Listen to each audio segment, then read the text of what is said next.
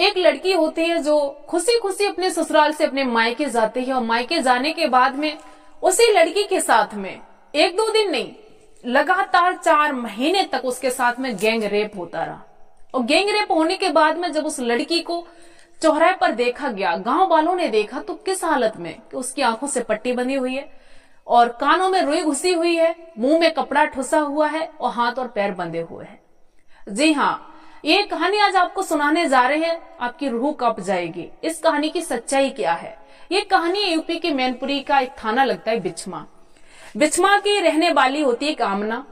आमना का जो मायका होता है वो भोगांव में होता है और उसकी शादी होती है बिछमा में।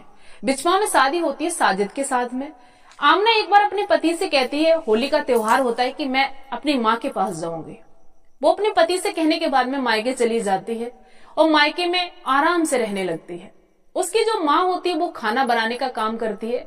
और भोगांव के पास में एक गांव होता है पत्तापुर, वहां का एक प्रधान होता है, उसी के घर में वो खाना बनाने जाते हैं। जो पत्तापुर का प्रधान है, उसके बच्चों ने एक बार कहा कि पिता हमारे लिए आज बिरयानी खानी है। तो उसकी प्रधान की माँ कहती है कि खाना बनाने वाली को बुला लो, वो बना देगी बिरयानी। प्रधान ने अपने लड़कों को भेजा और जो आमना की माँ थी उससे कहा जाकर के कि चलो खाना बना दो, चल के हमारे पिता ने बुलाया है। आमना की जो माँ थी उसकी तबीयत थोड़ी सही नहीं थी। उसने मना किया कि मेरी आज तबीयत ठीक नहीं है, हम खाना बनाने नहीं आ सकते। जो प्रधान के लड़के थे, बच्चे थे, उन्होंने कहा नहीं, आपको चलना ही पड़ेगा, आज बहुत ज्यादा सबका मन है बिरयानी खाने का और बिरयानी आप बहुत अच्छी बनाते हैं। जो आमना की माँ थी वो बार बार मना कर रही थी कि मेरी तबीयत ठीक नहीं है, हम नहीं बना सकते। तो जो आमना आई हुई थी उसकी लड़की ससुराल से, वो कहती माँ कोई बात नहीं है, अगर आपकी तबीयत ठीक नहीं, हम चले जाते हैं, हम आ जाएंगे बिरयानी बना के। वो लड़के कहते हाँ बिल्कुल बात ठीक है, आप चलिए। उन्होंने बता दिया सामान ये आप लेकर के रख लो और हम अभी आ रहे हैं बनाने के लिए। वो प्रधान के लड़के चले जाते हैं और सामान लेके आते हैं। उसके बाद में आमना जाती है और बिरयानी बनाती है। बिरयानी बनाने के बाद में प्रधान कहता है कि आप भी कोल्ड ड्रिंक पी लीजिए। उनके लिए कोल्ड ड्रिंक मंगाई जाती है। आमना कोल्ड ड्रिंक पीती है। कोल्ड ड्रिंक पीने के बाद में बेहोश हो जाती है। बेहोश होने के बाद में उसके साथ में रेप होता है, गैंग रेप होता है। गैंग रेप होने के बाद में जब उसे होश आता है तो उसे धमकाया जाता है कि अगर तुमने ये बात कही जा करके तो हम तुम्हारे परिवार को जान से मार देंगे। आमना एकदम डरती हुई अपने घर पे आती है, लेकिन उससे रुका नहीं गया। जब माँ ने देखा कि बेटी तू कैसी सहमी हुई है, तो वो रोने लगी, अपने भाई को पूरी हकीकत बताई। भाई जब उस प्रधान के घर पे गया तो प्रधान ने उसके भाई को बहुत ज्यादा मारा और कहा कि दोबारा अगर तू मेरे घर पे दिख गया ना तो जान से मार देंगे। उसके बाद में उसका भाई दोबारा आ जाता है। उसके बाद में आमना जो है वो थाने में जाती है और एफआईआर करने के लिए, लेकिन पुलिस वाले उसकी कोई सुनवाई नहीं करते हैं।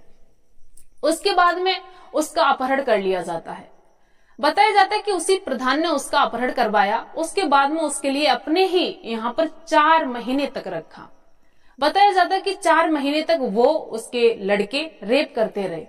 उसके बाद में 4 महीने के बाद वो लड़की पुनः उसी गांव में चौराहे पर मिली, जिसकी आंखों से पट्टी बंधी हुई थी, मुंह में कपड़ा ठुसा हुआ था, कानों में रुई घुसी हुई थी और हाथ और पैर बंधे हुए थे। जैसे गांव वालों ने देखा तो कहने लगे ये तो आमना है, फलाने की लड़की है। उसका भाई भाग के आया, लड़की की पट्टी खोली, घर पे ले गए। उसके बाद में उन्होंने कोर्ट में जाकर के मुकदमा कर दिया। उन्होंने जब जान लिया कि थाने में हमारी चलने वाली बिल्कुल नहीं है, क्योंकि जो प्रधान है वो दमंग टाइप का था, गुंडा टाइप का था, उन्होंने कोर्ट में जाकर के मुकदमा कर दिया। उसके बाद में जो आमना थी अपनी ससुराल आ गई बिछमा। उधर कोर्ट में वो केस चलने लगा, उधर तारीखें पड़ने लगी, इधर आमना जो थी अपनी ससुराल आ गई और रहने लगी। उसने अपने पति के लिए बातें बिल्कुल नहीं बताई। धीरे धीरे जब तारीख के लिए वो जाने लगी आमना, तो उसके पति ने पूछा तुम किस चीज की तारीखें डालते हो? तब उसने बताया कि ऐसे ऐसे एक केस हो गया था। उसने ये फिर भी नहीं बताया कि हमारे साथ में रेप हुआ। उसने बता दिया, काफी बहाने बना दिए कि लड़ाई हो गई, ये हो गई। वो तारीख पे अकेली जाती थी, कभी उसका भाई जाता था, कभी उसकी माँ जाती थी। उसके बाद में वो अपने पति के साथ आराम से रहने लगी। पति दिल्ली चला गया। बताया जाता है जो आमना थी उसके घर में एक बार टीवी खराब हो गया, डिस्क खराब हो गई। उसके पति ने एक लड़के को भेजा जो बिछमा का ही रहने वाला था, जिसका नाम था सुमित यादव। सुमित यादव उसकी टीवी सही करने के लिए गया कि सिग्नल नहीं आ रहे थे। बताया जाता आमना उसी से फिर प्यार करने लगी। जो टीवी सही करने आया था सुमित यादव, वो टीवी सही करने के बाद जैसे ही जाने लगा तो उसकी दोनों की आंखें चार हो गई, एक दूसरे से प्यार करने लगे। बताया जाता आमना जो थी वो 5 बच्चों की माँ थी। उसके बाद में सुमित यादव से प्यार करने के बाद में दोनों के इतने गहरे रिश्ते हो गए कि दोनों पति पत्नी की तरह रहने लगे। क्योंकि आमना का जो पति था साजिद, वो दिल्ली में मजदूरी करता था। एक बार उसके पति ने कहा कि आमना हम घर पे आएंगे, अब मुझे यहाँ नहीं रहना क्योंकि मुझे अच्छा नहीं लगता, मुझे बच्चों के पास ही रहना है। बताया जाता है साजिद यहाँ पर आकर के रहने लगा। अब तो इन दोनों की मुश्किलें बढ़ गई, आमना की और इसका जो एक दोस्त था जिसका मैंने नाम बताया आपके लिए, सुमित यादव। सुमित यादव को बड़ा गुस्सा आने लगा, कहने लगे आमना तुम्हारा पति यहाँ पर रुक के रह गया, इसे भेजो कहीं। आमना कहने लगी हमारा पति कहीं जा ही नहीं रहा, बताओ हम क्या करें। आमना ने विचार बनाया क्यों ना इसके लिए जिंदगी से हटा दिया जाए। एक खबर तो ये मिलती है कि दोनों का मिलन नहीं हो पा रहा था, इसलिए उन्होंने कहा कि जिंदगी से हटा दें। एक खबर ये भी मिलती है, सूत्रों के आधार पर बताया जाता है कि आमना का जो रेप हुआ था प्रधान ने, उसका जो फैसला होने वाला था वो 40 लाख में होने वाला था। बताया जाता है कि जिस दिन ये पैसा मिलने वाला था उसी दिन इन्होंने अपने पति का कांड किया था। सुमित ने और इस आमना ने सोचा था कि प्रधान से मुझे जो 40 लाख 45 लाख रुपए मिलेंगे, ये लेकर के हम दोनों भाई चले जाएंगे और आराम से ऐश की जिंदगी जिएंगे। ये सोच करके बताया जाता है कि आमना ने सुमित यादव से कहा कि मेरे पति को मार दीजिए। और उसने कहा कैसे मारे, तो उसने प्लानिंग की। उसका पति घर पे आया, उसने चाय बनाई और चाय में कोई नशीला पदार्थ डाल दिया, जिसको पीने के बाद में जो साजिद था वो खेतों की तरफ निकल गया। और इसने अपने जो दोस्त था सुमित यादव, उसने फोन करके कह दिया कि मेरा पति निकल चुका है खेतों की तरफ, तुम भी पहुंच जाना। ये तो जब खबर मिली है, ये कॉल डिटेल जब खंगाले गए हैं उसमें ये रिकॉर्डिंग मिली है। बताया जाता है सुमित यादव जैसे ही गया खेतों की तरफ तो देखा जो बरा था, जो नाला था जिससे खेतों की सिंचाई की जाती है, उसी के बीच में उसका पति लेटा हुआ था, क्योंकि उसके लिए पूरी तरीके से नशा हो गया था। वो बेहोश होकर के सो रहा था।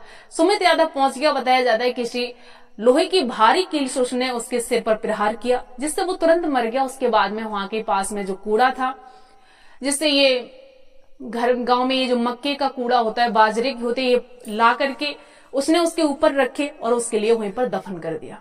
बताया जाता उसका एक पैर बचा था। सवेरे जब लोग वहां पर उठे गए घूमने के लिए, देखा कि यहाँ पर तो किसी की लाश जलाई गई है, किसी का पैर बचा हुआ है। तब देखा कि साजिद कहीं गायब है, साजिद है ही नहीं। तब पुलिस वालों को खबर दी, पुलिस वाले मौके पर पहुंचे, डीएनए चेक कराया तो पता चला कि वो साजिद का ही पैर था। उसके बाद में प्रधान के लिए उठाने के लिए पुलिस पहुंची, क्योंकि प्रधान से केस चल रहा था। सबकी शक प्रधान की तरफ जा रही थी कि प्रधान ने साजिद को मरवाया है।